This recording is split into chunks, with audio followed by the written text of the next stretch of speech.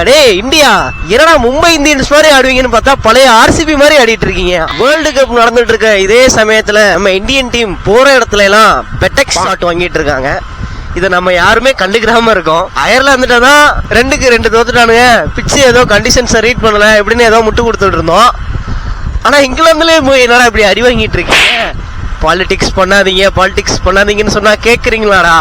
பிளேயர்ஸை ஸ்ட்ராங்கான players Indian ஸ்குவாடுக்கு நிறைய பேர் இருக்காங்க. ரஜத் பட்டிதார் எடுத்துட்டு போகலாம், புவனேஸ்வர் குமார் எடுத்துட்டு போகலாம், ருத்ராஜ் கெய்க்வாட் எடுத்துட்டு போகலாம். ஆனால் நீங்கள் உங்கள் பாலிடிக்ஸை தான் பண்ணுவோம்.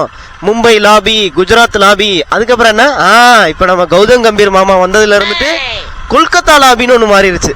இந்த மாதிரி லாபியே எடுத்துட்டு போனீங்கன்னா போகிற இடத்துல எல்லாம் அடி வாங்க வேண்டியதுதான். இங்கிலாந்து 200 அடிக்கிறாங்க, அதே பிச்சில் இவங்க 76க்கு ஆல் அவுட் ஆறாங்க.